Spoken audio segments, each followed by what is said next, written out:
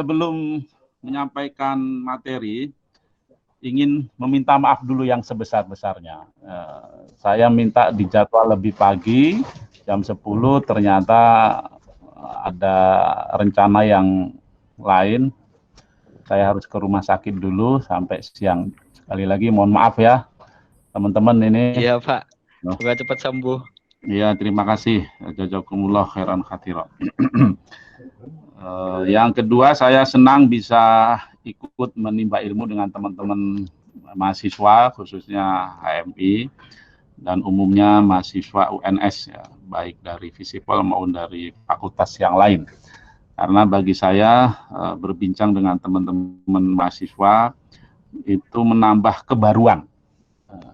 Kalau kita ini kan sudah bekerja itu, ya fokusnya pekerjaan.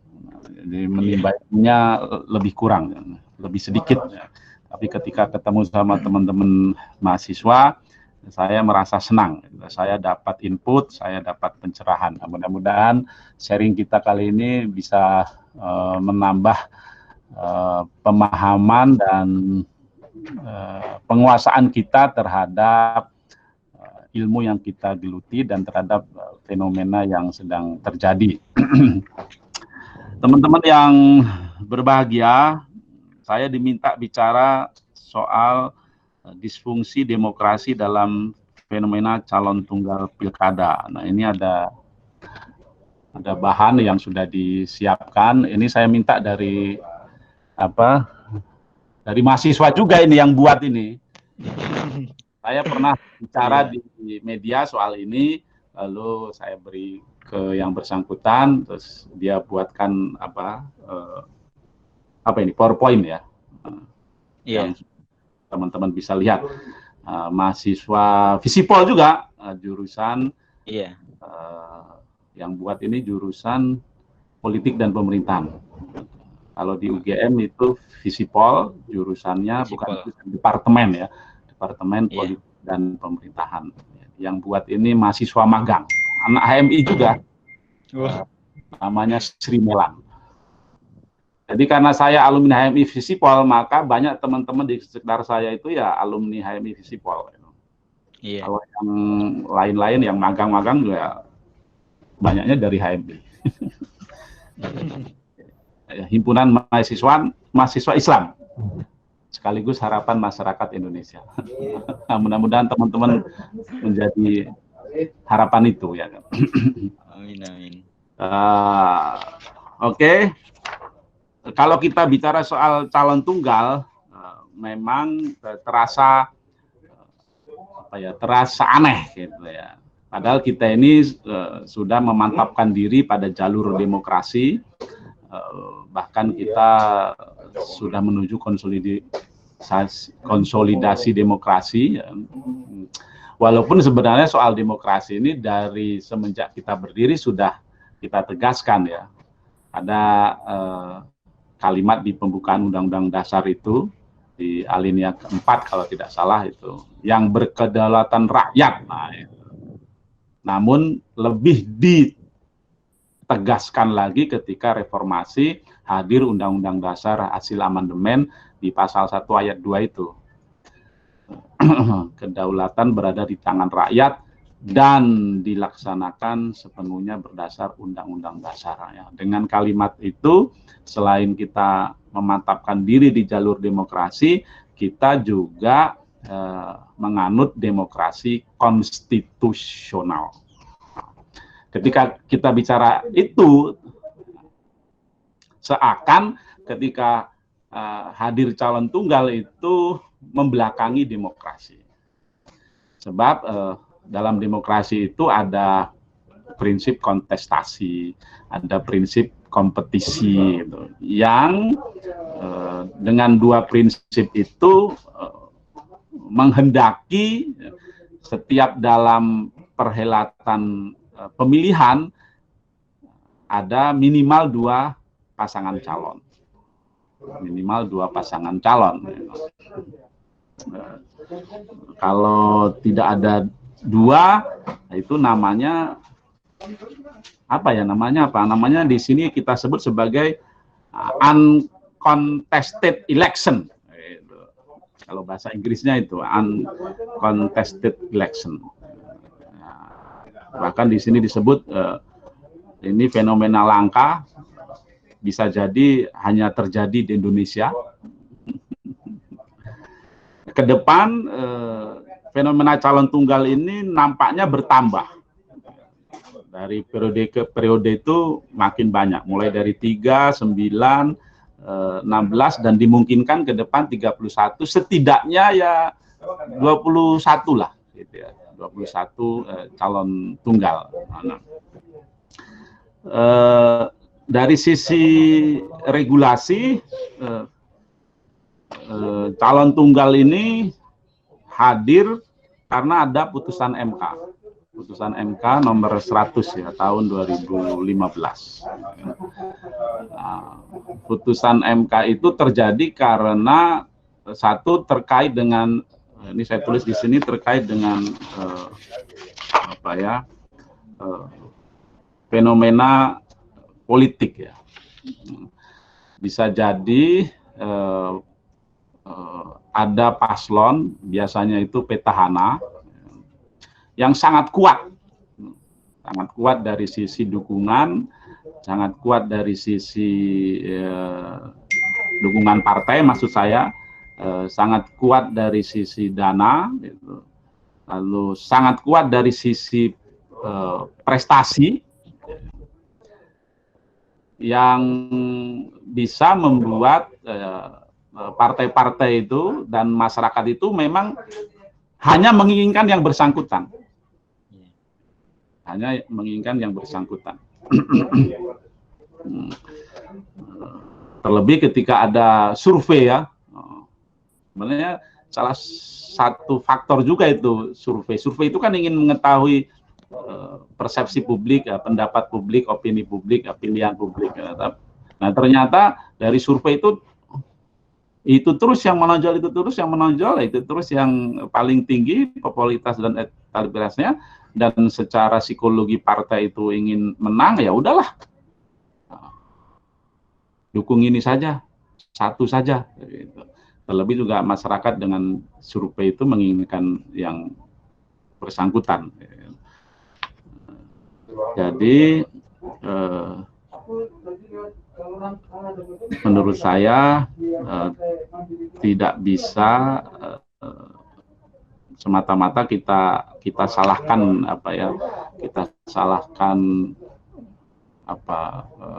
regulasinya, karena memang secara politik menginginkan demikian. Nah, karena secara politik ada keadaan yang seperti itu, ya, maka waktu itu ada JR ke MK. MK berpikir ketika ada realitas seperti itu, sebentar. Bang, saya masih webinar ya, nanti saya telepon. Oke. Oke.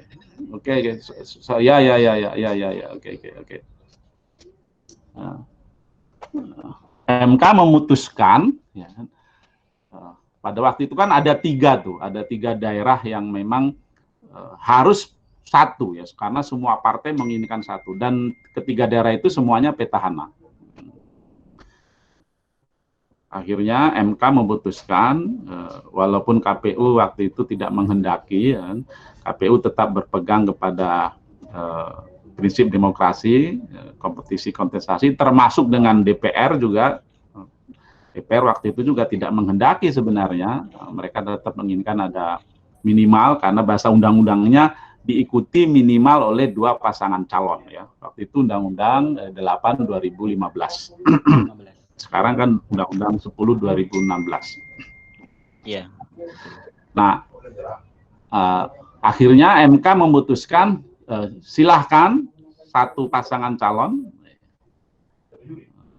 karena MK melihat harus ada solusi, ya, tidak bisa dibiarkan.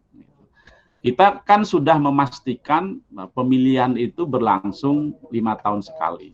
sirkulasi elit, yaitu pemilu untuk kepala daerah, wakil kepala daerah itu harus berlangsung mau tidak mau 5 tahun sekali. Itu fix term bagi kita.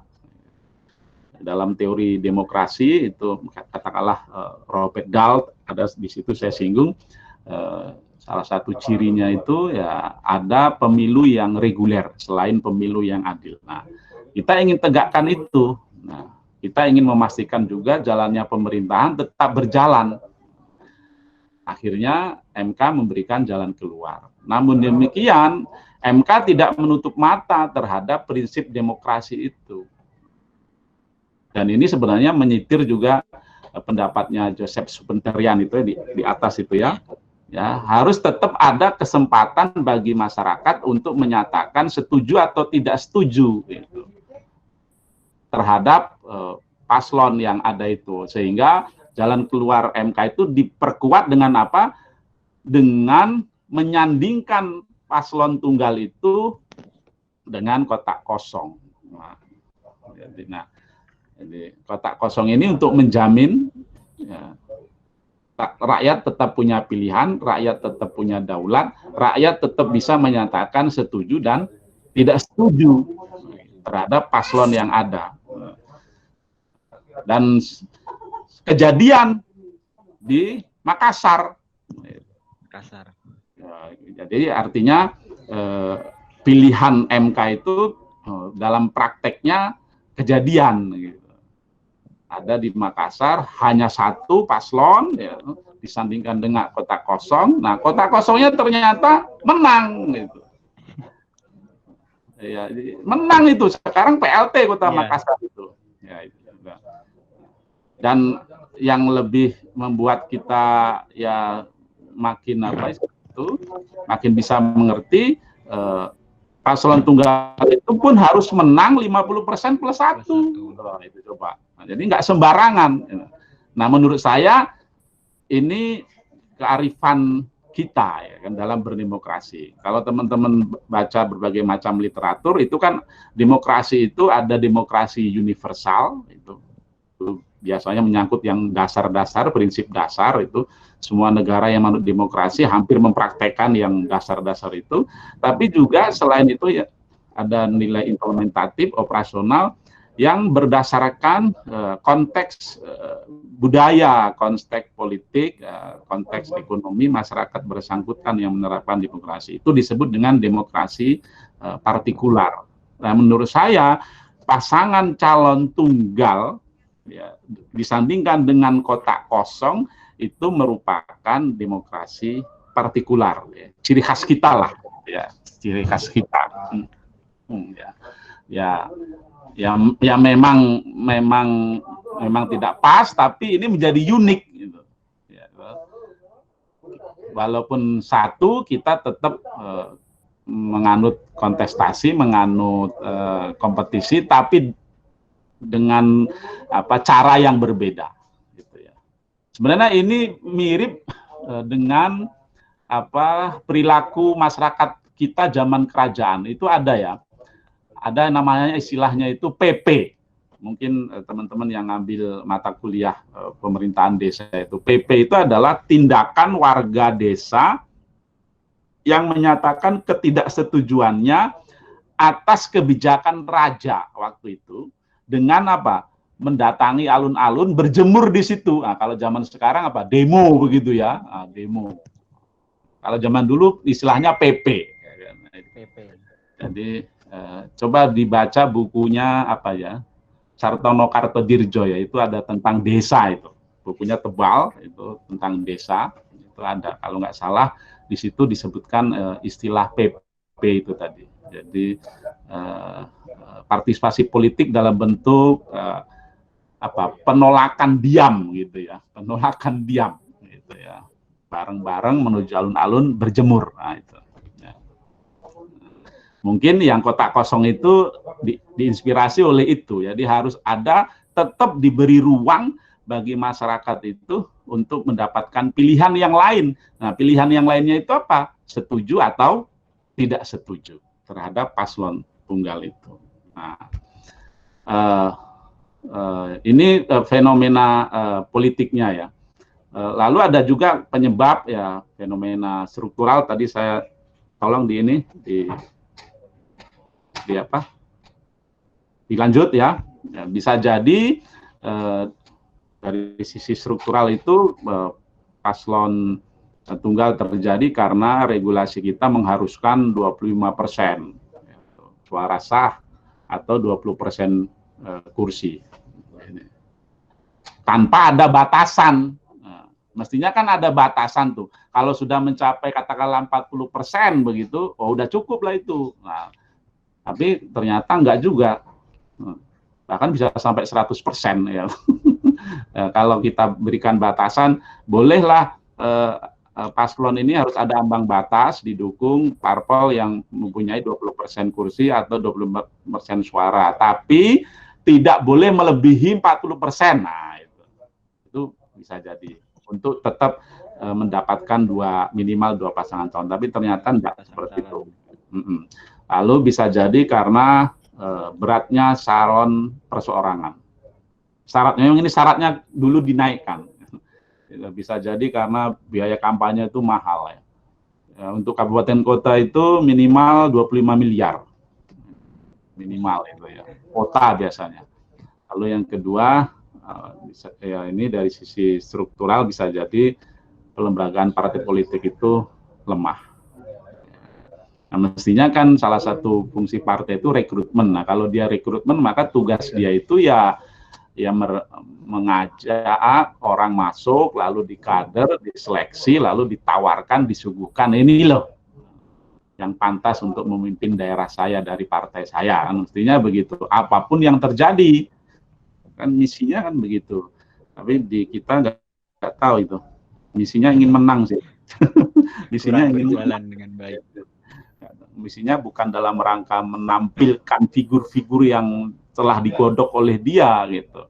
Kalah menang itu kan biasa sebenarnya. Tapi konsistensi kita untuk terus, konsistensi dan komitmen kita sebagai partai untuk terus menjalankan fungsi sebenarnya partai, nah itu kan nanti ada penilaian dari masyarakat. Gitu. Tapi ya nggak tahu secara psikologi kita kok lebih ingin menang. Jadi itu menurut saya yang menjadi penyebab kenapa calon tunggal itu selalu ada. Nah, ke depan apa yang harus kita lakukan?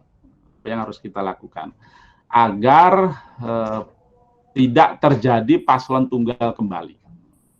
Agar prinsip kontestasi dan kompetisi itu memang selalu berjalan, agar masyarakat semakin banyak mendapatkan pilihan paslon sesuai dengan harapan mereka. Lanjut. Ini, tolong apa? Siapa ini yang menggerakkan ini? Saya enggak. Ini.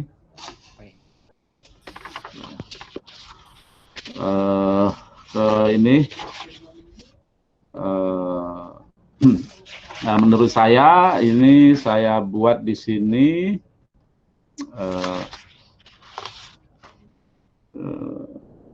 Kita perlu melakukan peniadaan ambang batas pencalonan, gitu ya. 20% kursi, 20% suara itu dihilangkan saja. Partai politik yang mendapatkan kursi di DPRD itu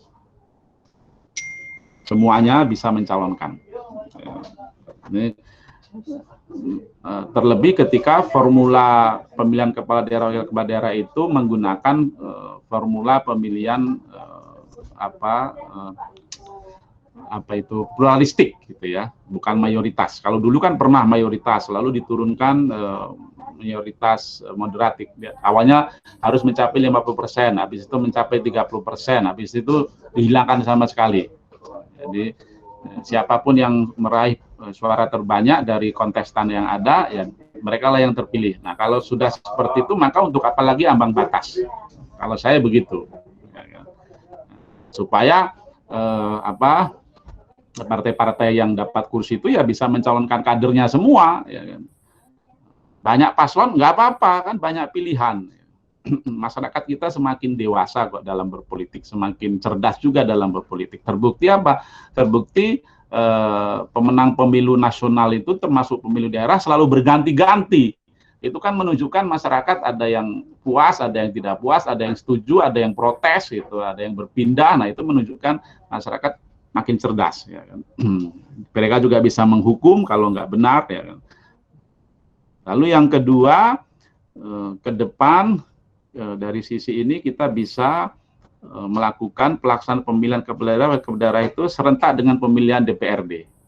Ya. Ini salah satu upaya kita untuk menghadirkan governability ya, di tingkat lokal. Agar yang pemenang kepala daerah itu juga pemenang di DPRD. Jadi divide government itu bisa dihindari. Kalau di tingkat pusat seperti itu, maka kita coba di tingkat daerah juga serentak pemilihan kepala daerah, wakil kepala daerah bersama DPRD-nya. Terlebih entitas pemerintahan daerah itu kan terlebih mereka adalah entitas pemerintahan daerah. Jadi kalau kita baca di Undang-Undang Pemerintahan Daerah, yang disebut dengan pemerintahan daerah itu adalah kepala daerah, wakil kepala daerah bersama DPRD. Jadi diserentakkan saja pemilunya gitu. Supaya juga isu daerah, isu lokal itu diberi tempat, ada tempatnya. Selama ini ketika DPRD itu disatukan dengan DPR RI, DPD RI dan Presiden Wakil Presiden, nah isu lokalnya nggak kelihatan, semuanya isu nasional. Kan ada gium politik lokal, sementara kita juga desentralitatif, ya. Negara kesatuan yang terdesentralisasi, memunculkan daerah-daerah otonom. Masa tidak diberi ruang ada kontestasi ide, gagasan, termasuk person di tingkat lokal, kan aneh, gitu ya. Nah, karena itu ke depan diserentakkan saja. Dimulai dari kabupaten kota, nanti habis itu provinsi, habis itu pusat. Ini mau kita arahkan di perubahan undang-undang pemilu. Lalu yang C, memperbesar pembiayaan partai politik dari negara. Sekarang ini sudah lebih besar, dulu Rp112 per suara menjadi 1.000 per suara. Nah, menurut saya itu masih kurang. Mengapa? Karena ini jalan tengah ya. Kita tahu kalau kita mengandalkan iuran anggota dan simpatisan yang itu memang ideal, tidak mungkin. Negara-negara yang maju pun demikian, yang sudah mapan demokrasinya, yang sudah sejahtera juga tidak bisa hanya semata-mata mengandalkan iuran anggota dan simpatisan.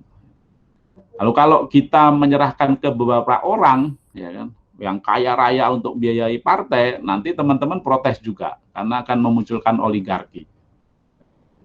Lalu kalau kita tetap membiarkan praktek ya yang tidak baik selama ini dalam mencari sumber-sumber dana, teman-teman juga nanti protes.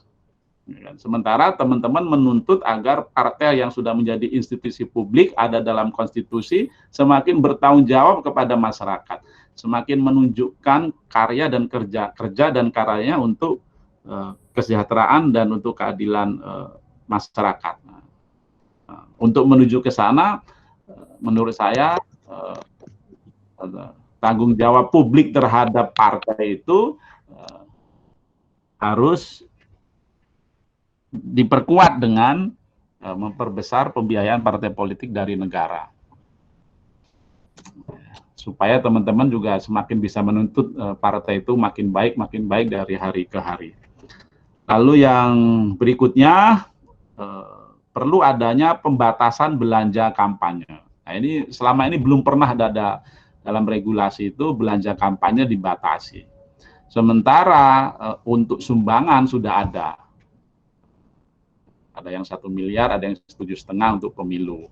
Ada yang 75 juta, 750 juta dalam pilkada, perorangan dan badan hukum. Ya, itu untuk sumbangan. Tapi kalau untuk belanja, tidak ada belanja itu. Sementara ada prinsip di dalam kompetisi dan kontestasi itu fairness, setara, dan adil. Harus ada start yang sama, harus ada perlakuan yang sama. Menurut saya pembatasan belanja secara rasional itu bagian dari upaya kita untuk membuat prinsip yang tadi saya katakan itu bisa berjalan. Yang kelima, desentralisasi persetujuan pencalonan. Ini langkah strategis ke depan untuk mengatasi tidak akan hadirnya kembali calon tunggal. Selama ini persetujuan itu harus melalui Dewan Pimpinan Pusat. Di kabupaten menjaring, kirim ke provinsi, provinsi dikirim ke DPP. Gitu. Bahkan di Undang-Undang 10 2016 itu, kalau kabupaten kota, DPD, DPC, itu, DPW, DPD, tidak menjalankan apa yang sudah di SK-kan oleh pusat paslon itu, bisa dipidana coba. Coba, sampai segitunya di undang-undang itu. Bisa itu. Jadi bisa dipidana, coba dibaca di pasal berapa itu di Undang-Undang 10 2080 berapa gitu. Ada itu. Kalau tidak manut bisa diganti juga itu ininya apa pengurus daerahnya itu di tingkat kabupaten kota dan provinsi. Nah, ke depan kita ingin agar itu didesentralisasikan. Ya kalau urusan daerah ya biarlah daerah yang memutuskan, baik kabupaten kota maupun provinsi. Dan menurut saya ini kan ciri partai modern ini, selain demokratisasi juga ada desentralisasi. Jadi kita ini partai ini apa ya berlawanan dengan arus. Ya kan? Sementara tuntutan demokratisasi, tuntutan desentralisasi itu kuat, itu. Sementara partai ini mengarahnya ke sentralisasi. Jadi ini berlawanan arah, ini nggak tahu kok bisa begitu ya. Nah, kalau saya sih ke depan, walaupun saya ini orang partai, saya menginginkan agar persetujuan itu ya sesuai dengan tingkatannya. Kalau untuk DPRD, kabupaten kota, kepala daerah kabupaten kota ya DPD, DPC kabupaten kota. Ya. Kalau untuk DPRD provinsi, kepala daerah, wakil kepala daerah provinsi ya DPW, DPD provinsi ya gitu. Kalau untuk DPR RI, untuk presiden, wakil presiden, barulah DPP. Sehingga masing-masing punya lahan, gitu ya. Masing-masing punya lahan, quote and quote. Ya. Jangan sampai semua lahan dimiliki oleh pusat. Dan itulah yang membuat terjadinya apa pemberontakan. Dulu kan pemberontakan itu karena semuanya ingin dikuasai oleh pusat. Nah, itu 5 langkah. Lalu yang terakhir, kita juga ingin agar ke depan partai politik itu semakin menjalankan misinya. Tadi yang di awal saya katakan itu ya. Apapun yang terjadi karena tugas partai itu memang merekrut, mengkader, menseleksi dan menempatkan orang-orangnya dalam jabatan publik, ya dia harus berani. Gitu.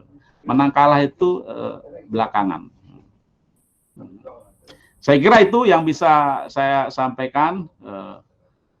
Tapi Solo kelihatannya nggak calon tunggal toh, ada calon perseorangan itu ya. Apa namanya?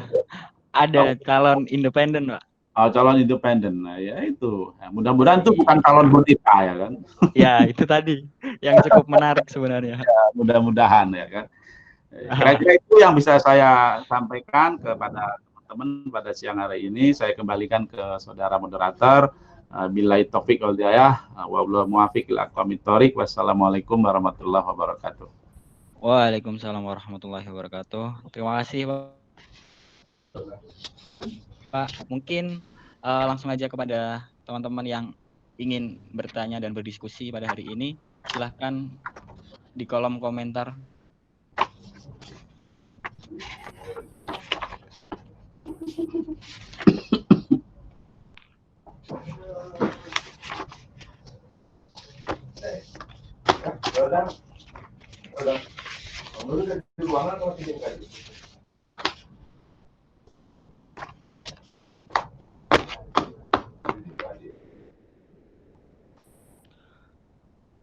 Buat teman-teman.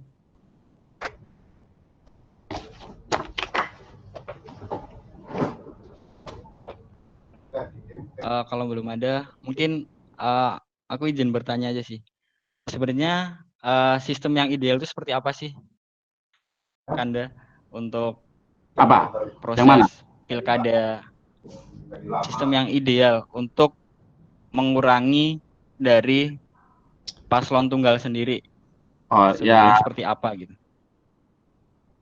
ya sebenarnya begini ya, kalau secara teoritik itu Iya, ada yang mandat tunggal, ada yang mandat terpisah, pemilihan pemimpin begitu ya, kepala daerah, wakil kepala daerah, gitu ya, termasuk presiden, wakil presiden. Kalau mandat terpisah itu seperti kita sekarang ini. Biasanya negara-negara presidensial itu ya, sistem presidensial itu. Jadi parlemennya dipilih sendiri, lalu presidennya dipilih sendiri. DPRD-nya dipilih sendiri, kepala daerah, wakil kepala daerah dipilih sendiri. Lalu ada juga yang metode ini mandat tunggal. Kalau mandat tunggal ya memilih parlemen, memilih DPRD sekaligus kalau mereka sudah terbentuk memilih presiden, wakil presiden, kepala daerah, wakil kepala daerah. Nah, itu biasanya negara-negara dengan sistem parlementer. Nah, kita itu sudah mengalami dua-duanya. Dulu zaman Orde Baru kita dipilih oleh MPR, presiden, wakil presiden, terus dipilih oleh DPRD untuk kepala daerah, wakil kepala daerah, walaupun harus disetorkan juga ke pemerintah atasan ya, bukan langsung DPRD begitu full gitu. Ya, sekarang kita sudah beralih ke dipilih secara langsung. Nah, berdasarkan pengalaman itu, menurut saya Bung Faruqi, itu yang lebih menjamin keberlangsungan kedaulatan rakyat itu yang mana? Kalau saya sih ya yang pilihan langsung ini. Yang pilihan langsung ini yang lebih menjamin berdasarkan pengalaman yang kita alami ya, yang kita lalui itu, lebih menjamin keberlangsungan kedaulatan rakyat, keberlangsungan demokrasi itu ya yang dipilih langsung. Nah, tinggal mari kita eliminir apa yang menjadi kekurangan, apa yang menjadi penyebab buruknya pilihan langsung itu. Nah, selama ini kita itu seringkali tidak melihat penyebabnya itu, tidak mau mengeliminir penyebabnya. Langsung yang kita salahkan tuh sistemnya. Setiap sistem itu kan punya kelebihan, punya kekurangan. Nggak bisa kita salahkan sistem itu. Nah, tinggal bagaimana kita memperbaiki kekurangan dari sistem itu, menghindari perilaku yang menyebabkan sistem itu buruk. Seperti tadi itu, ya kan? Makanya saya minta ambang batas. Ternyata ambang batas itu dalam dalam prakteknya itu ya jadi lahan untuk berperilaku tidak baik ya. Termasuk soal persetujuan dari DPP itu. Ternyata itu juga menghadirkan praktek perilaku yang tidak baik, gitu. Termasuk tidak adanya batasan belanja kampanye itu membuat orang jor-joran. Nah, itulah menurut saya ke depan yang perlu kita lakukan. Jadi kita harus tahu betul apa yang menjadi pokok permasalahannya, letak masalahnya itu di mana, sehingga terapi kita itu tepat. Jangan tergesa-gesa, ini yang jadi masalah sistemnya, bukan. Itu ya, Bung Faruqi. Iya, iya, makasih Kanda. Mungkin teman-teman yang lain ingin melakukan tanya jawab bisa langsung menyalakan mikrofonnya.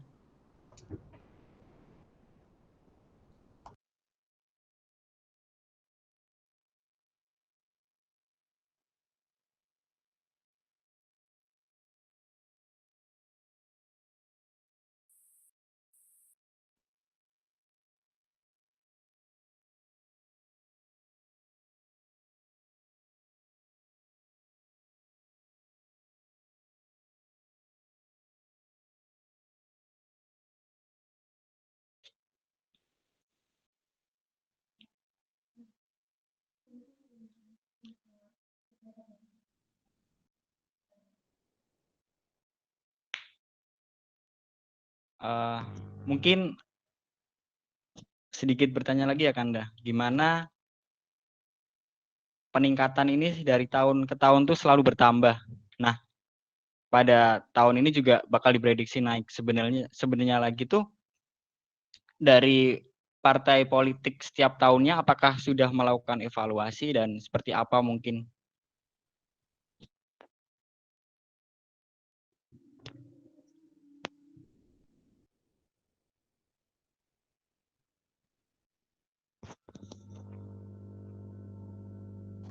Gimana, Bung? Kan pada kenyataannya dari tahun ke tahun kan memang paslon tunggal selalu meningkat. Ya. Dan di sini peran partai politik juga sangat mempengaruhi kan, Kanda. Oh Nah, iya. untuk sebenarnya apakah dari setiap partai politik telah melakukan evaluasi dan mengeluarkan kebijakan-kebijakan yang memang dirasa dibutuhkan bagi setiap masing-masing daerahnya seperti itu? Ya. Sebenarnya sih sudah, tapi ketika itu tadi yang saya cerita, ketika memang yang paling punya peluang menang itu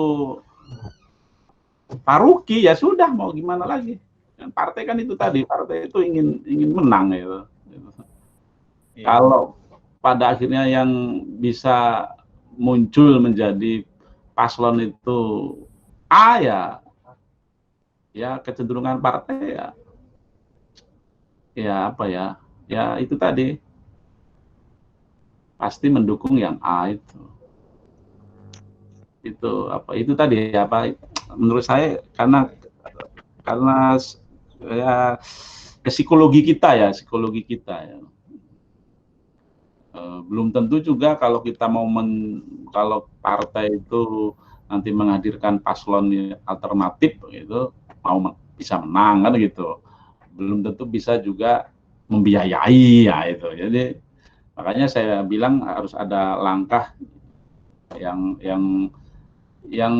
lebih bisa memungkinkan hadirnya banyak pasangan calon. Menurut saya ya 5 langkah itu, 6 plus yang terakhir saya bilang itu yang perlu kita dorong ke depan. Nah, mohon teman-teman mahasiswa juga ikut ya, apalagi mahasiswa Visipol nih. Mahasiswa Visipol itu jangan sampai hanya di Menara Gading ya, harus down to earth juga, karena dia basisnya ilmu sosial dan ilmu politik. Ya. Tidak sekedar ilmu ilmu murni ya Visipol ini, tapi juga ilmu terapan. Iya, salah satu upaya kita untuk menerapkan ilmu itu adalah dengan kita concern gitu, terhadap fenomena sosial politik yang sedang terjadi. Dan menurut saya ini bentuk teman-teman membuat webinar itu bentuk teman-teman punya concern. Gitu. Diteruskan aja nanti itu. Baik Anda. Ini ada pertanyaan dari Muijatul Aswara, mungkin bisa menyalakan mikrofonnya. Ya, terima kasih. Saya ingin bertanya Pak Zulfikar. Saya ingin bertanya, pertanyaan saya tuh gini, dampak buruknya uncontested law electionnya ini tuh seperti apa sih Pak ketika nanti terjadi politik tunggal ini ke depannya gitu. Terus bagaimana cara untuk memberikan pencerdasan demokrasi politik kepada masyarakat yang di daerah tersebut terjadi fenomena calon politik tunggal. Masalahnya gini, kalau misalnya kita mau mencerdaskan, oh ini loh ada calon politik tunggal, tapi masyarakat mayoritas di tempat itu mendukung dari si calon gitu. Jadi kan kesannya malah kita, kalau orang Jawa bilangnya malah bikin gawe gitulah, malah ya udahlah ini kan udah pilihan masyarakat sini.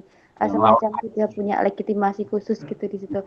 Nah itu bagaimana cara kita membudayakan demokrasi yang sehat ini seperti apa gitu? Iya, ya sebenarnya demokrasi termasuk juga partisipasi itu kan tidak hanya pada election ya, tidak hanya pada election ya.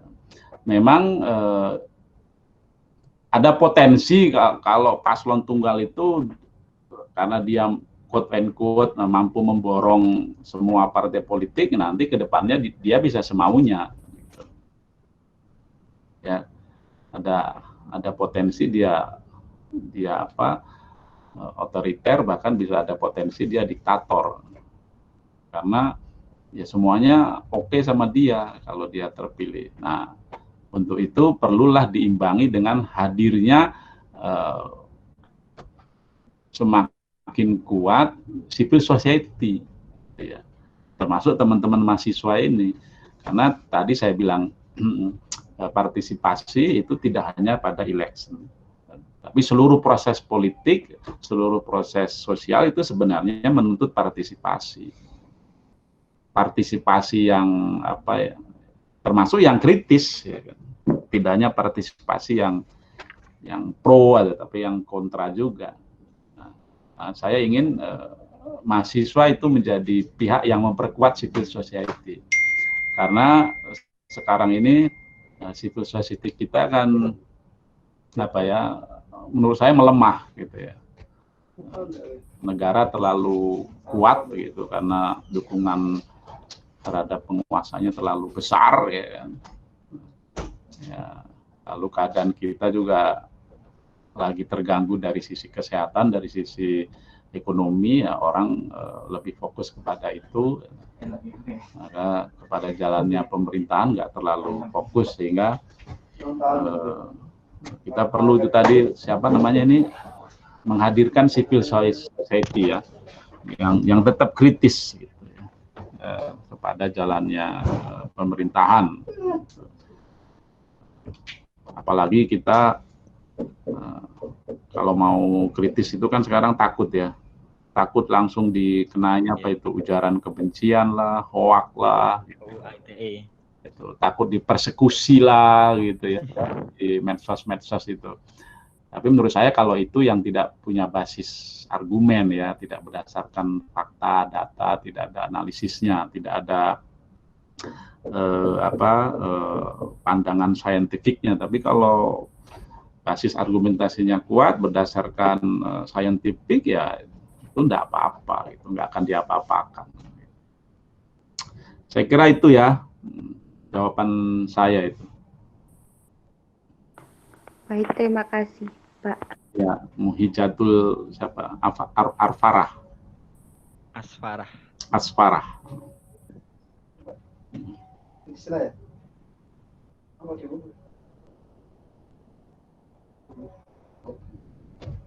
Mungkin ada pertanyaan lagi dari teman-teman, masih dibuka.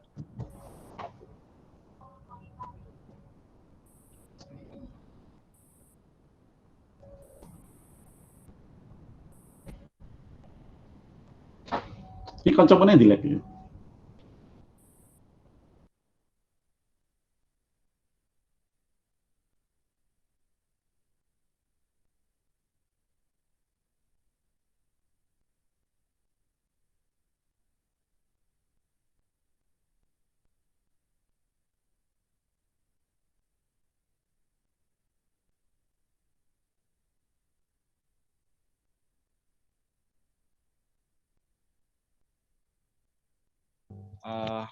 Ini belum ada dari pertanyaan dari teman-teman yang lain.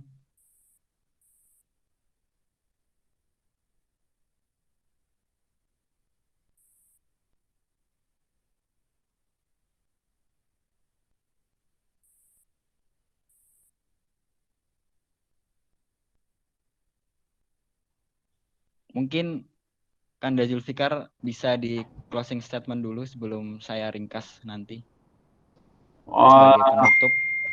Ya. Kalau saya begini ya, ini sebenarnya kan kita ini makin maju dalam menapaki demokrasi itu, makin terkonsolidasi lah. Mari ini kita jaga dengan posisi kita masing-masing. Ketika kita jadi mahasiswa, jadi masyarakat, jadilah mahasiswa masyarakat yang otonom gitu, lalu yang kritis. Karena demokrasi membutuhkan itu. Walaupun partai politik itu menjadi tulang punggung demokrasi, menjadi pilar demokrasi, tapi dalam kenyataannya bisa juga erosi demokrasi itu dibuat oleh partai politik karena orientasi perilaku dari para pegiatnya itu tidak menunjukkan, menempatkan partai politik sebagai tulang punggung dan pilar demokrasi. Nah, oleh karena itu, untuk tetap memelihara, kita tadi yang saya bilang itu, kita tetap memerlukan kuatnya, gitu ya, kuatnya masyarakat sipil, dan mahasiswa menjadi bagian dari itu. Nah, untuk bisa ke sana, saya bilang tadi, mahasiswa perlu punya sikapnya satu, otonom, gitu ya. Otonom, yang kedua sikapnya kritis, gitu. Apalagi kan mahasiswa sekarang ini mahasiswa yang relatif dari sisi kesejahteraan itu lebih baik, ya. Biasanya masyarakat sipil yang kuat itu ketika kelas menengahnya besar. Nah, mahasiswa kan bagian dari sekarang loh ya, menurut saya itu dari sisi dari sisi kultur, termasuk dari sisi ekonomi, itu sudah kelas menengah. Saya ingin agar mahasiswa mengimbangi negara, mengimbangi partai, termasuk mengimbangi birokrasi, termasuk ikut juga menjadi bagian yang mencerdaskan masyarakat. Terlebih teman-teman ini aktivis, gitu ya. Kecuali kalau teman-teman bukan aktivis, hanya kutu buku, gitu ya. Ya, saya kira itu, Bung Faruqi. Ya, ayo, terima kasih Anda. Jadi kita tetap punya komitmen dan konsistensi untuk terus menghadirkan pemerintahan dari rakyat, oleh rakyat, dan untuk rakyat. Kembali ke rakyat. Gitu. Ya.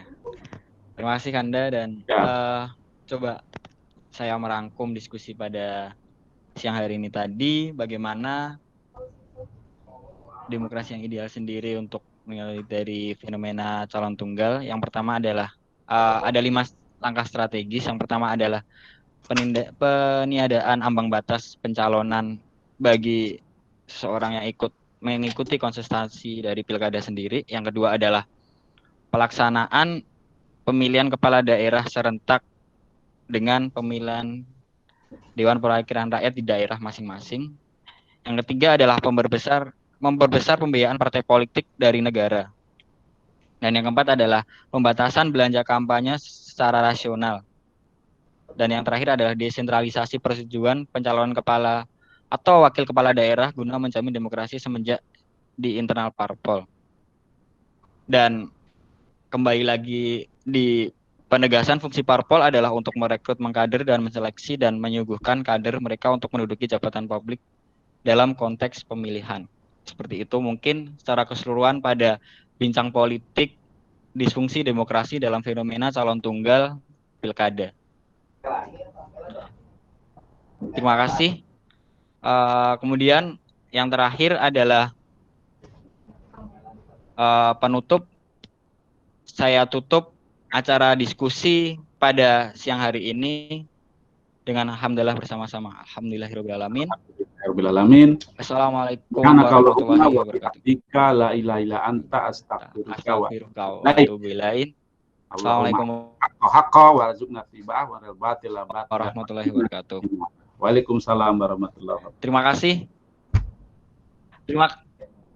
Terima kasih buat Kanda Zulfikar telah menyempatkan waktunya pada siang hari ini di tengah-tengah kesibukannya. Teman-teman HMI, Visipol, dan teman-teman yang lain. Visip UNS ya. Iya, Kanda. Ya. Sehat walafiat selalu. Amin. Semoga juga diberikan kesehatan dan semangat dalam menghadapi hari-hari di tengah pandemi, Kanda. Oh iya, siap. Teman-teman kan elitnya pemuda, mahasiswa ini elitnya pemuda. Iya. Oke, gitu ya, pamit ya. Sekali lagi terima kasih. Terima kasih Kanda. Mohon maaf kalau ada kurang, mudah-mudahan bisa bersilaturahim di waktu. untuk sama-sama kita bagi pengalaman, pengetahuan dan ilmu. Mudah-mudahan Allah SWT senantiasa memberikan rahmat dan hidayahnya kepada kita semua. Amin. Pamit ya, ayo semua teman-teman. Ya, baik Anda. Ya. Assalamualaikum. Waalaikumsalam warahmatullahi wabarakatuh.